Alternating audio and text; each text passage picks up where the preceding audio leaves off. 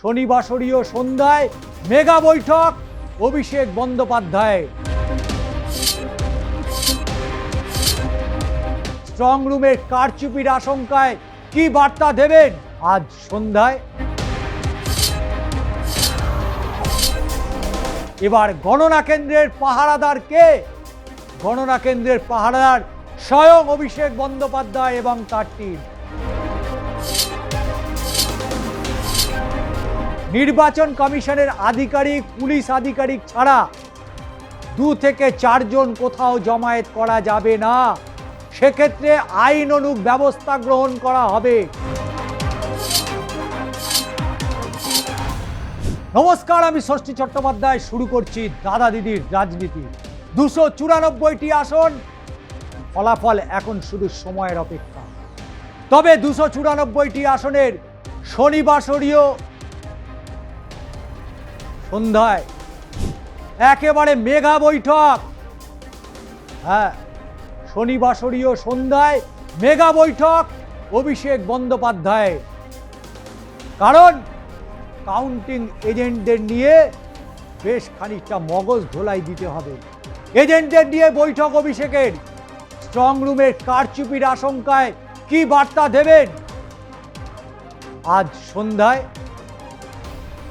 এজেন্টদের সাথে ভার্চুয়াল বৈঠক করবেন দলের সেকেন্ড ইন কমান্ড।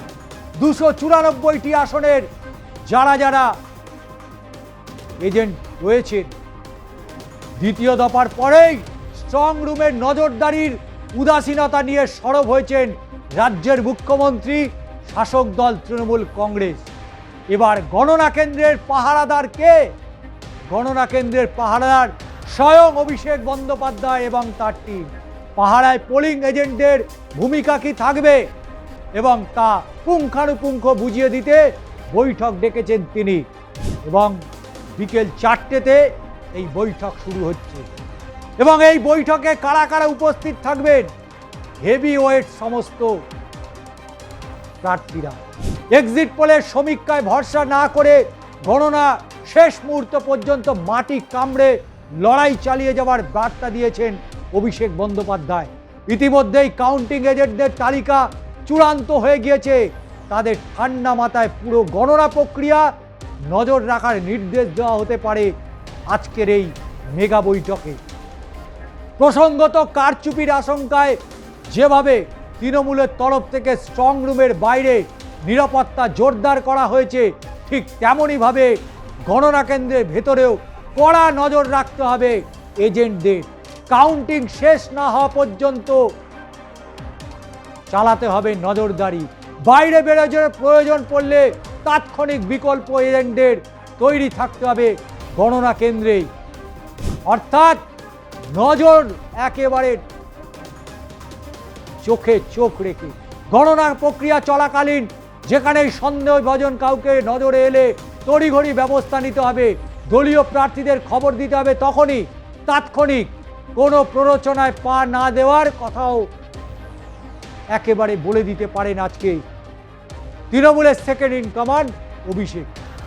কারণ বৃহস্পতিবার কারচুপির আশঙ্কায় কলকাতা সাকাওয়াত মেমোরিয়াল স্কুল, ক্ষুদিরাম অনুশীলন কেন্দ্র, স্ট্রং রুমে ধুমধুমার পরিস্থিতি ঘটেছিল।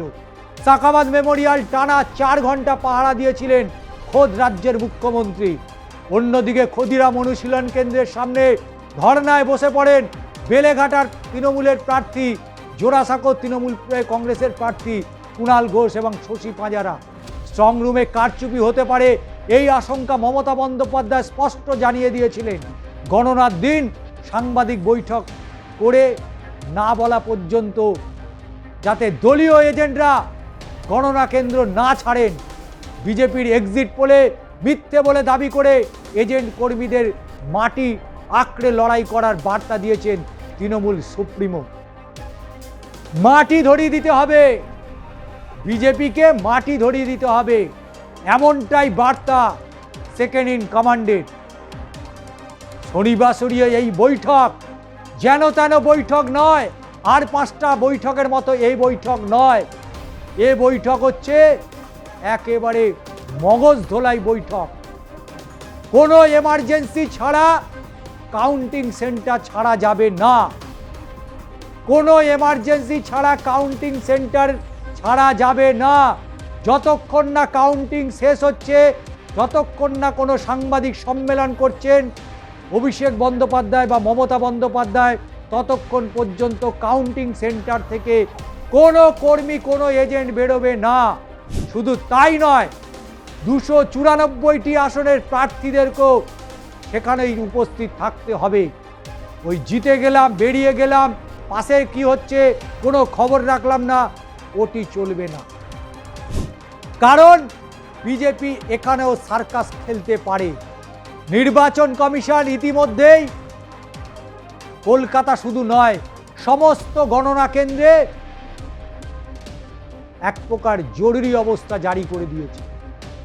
অর্থাৎ নির্বাচন কমিশনের আধিকারিক, পুলিশ আধিকারিক ছাড়া 2 থেকে 4 জন কোথাও জমায়েত করা যাবে না।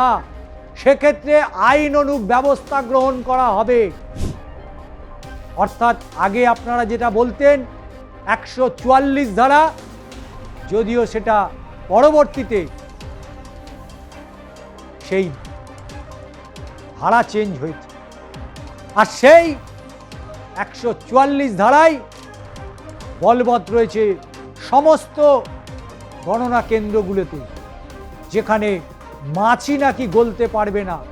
কিন্তু বৃহস্পতিবার যে মাছি গলে গিয়েছিল, মাছি গলে সেখানে পোস্টাল ব্যালটে নাড়াচাড়া করছিল, কিন্তু সিসিটিভিতে সেই মাছি ধরা পড়ে গেছে। নির্বাচন কমিশন বলছে না না, এরকম কোনো ব্যাপারই না, কোথাও কোনো গোলমেলে হওয়ার কোনো জায়গাই নেই। কিন্তু মমতা বন্দ্যোপাধ্যায় চোখে আঙুল দিয়ে দেখিয়ে দিচ্ছে। কিন্তু প্রশ্ন হচ্ছে, যে কোনো রাজনৈতিক দল তারা যদি উপস্থিত না থাকে, তাহলে কি সত্যি ব্যালট পেপার খুলে দেখা যায়, গোছানো যায়? যদি সেটা হেরাফেরি হয়ে যায়, হেরাফেরি হয়ে যাওয়ারও তো একটা চান্স আছে। তাই 294-এর পাহারাদার তৃণমূল কংগ্রেসের second in command Abhishek Bandyopadhyay. Mamata Bandyopadhyay, অভিষেক বন্দ্যোপাধ্যায়ের নির্দেশ ছাড়া কেউ গণনা কেন্দ্র ছাড়বে না। 294টা আসনের প্রতিটা কেন্দ্রের প্রতিটা এজেন্ট আগেই তারা প্রশিক্ষণ নিয়েছিল। নেতাজি ইন্ডোর স্টেডিয়ামে বেশ বড় ধরনের প্রশিক্ষণ শিবির করা হয়েছিল। কিন্তু তারপরে এক্সিট পোল দিয়ে মূলত তৃণমূল কংগ্রেসের কর্মীদের মাথাটা গুলিয়ে দেওয়ার চেষ্টা হয়েছিল। এই গুলিয়ে দেওয়ার চেষ্টাটা একেবারে তৃণমূল সুপ্রিমো পুরো ব্যাপারটা বুঝে গেছে, যে বিজেপি চাইছিল তৃণমূলে এজেন্টদেরকে পুরো ঘেটে ঘ করে দিতে। এখন তো দেখছি মমতা বন্দ্যোপাধ্যায়, অভিষেক বন্দ্যোপাধ্যায় বিজেপিকেই ঘেটে ঘ করে দিয়েছে। সেই কারণে শুক্রবার বিকেল 5টায় সাকাবাদ মেমোরিয়ালে পৌঁছতে হয়েছে রাজ্যের বিরোধী দলনেতা শুভেন্দু অধিকারীকে। তার কারণ তিনি বুঝে গিয়েছেন এটা কলকাতা শহর, এটা ভবানীপুর, এটা মেদিনীপুর নয়, এখানে লোডশেডিং হওয়া খুব চাপের ব্যাপার। মোমবাতি রেডি রাখতে বলেছে, মোমবাতি কিন্তু রেডি রাখতেই হবে। তবে মোমবাতি কোথায় জ্বালাবেন সেটা বলতে পারছি না, সেটা নন্দীগ্রামে না ভবানীপুরে, সেই প্রশ্নের উত্তর এখন তিনি খুঁজছেন। তবে আমরা বলছি লড়াই হয়েছে, মানুষ ভোট দিয়েছে, মানুষ গণতন্ত্রের পক্ষে ভোট দিয়েছে। হতে পারে সেটা বিজেপি, হতে পারে সিপিএম, হতে পারে তৃণমূল কংগ্রেস, হতে পারে কংগ্রেস। গণতান্ত্রিক প্রক্রিয়ায় অবাধ শান্তিপূর্ণ নির্বাচন হয়েছে। 2-4টে জায়গার লাঠি চলেছে, মানুষও মারা গেছে। তো এটা তো অবাধ শান্তিপূর্ণ নির্বাচন বলা যায় না। রক্ত ঝরেছে, এটাও অস্বীকার করার জায়গা নেই। তবে নির্বাচন কমিশনের ভূমিকা আগামী কত দশক মানুষ মনে রাখবে এ কথা আমি এখনই বলতে পারছি না। কারণ নির্বাচন কমিশনের ভূমিকা বাংলার মানুষের আগে বহুবার দেখেছে, কিন্তু এই জ্ঞানেশ কুমার তার যে ভূমিকা, সেই ভূমিকা অন্তত আজকের যারা তরুণ প্রজন্ম, আগামীতে যারা বৃদ্ধ হবে, তারা কিন্তু মনে রাখবে নির্বাচন কমিশনের কি ভূমিকাই না তার পালন করেছে। বিজেপি এখান থেকে বলেছে আর ওই কান থেকে অর্ডার দিয়েছে, এমনটাই অভিযোগ। তো এই শনিবাসরীয় যে বৈঠক, সেই বৈঠক 294-তে 220+ জোড়া ফুল যে ফুটছে, আবারও যেতে যেতে বলে যায়।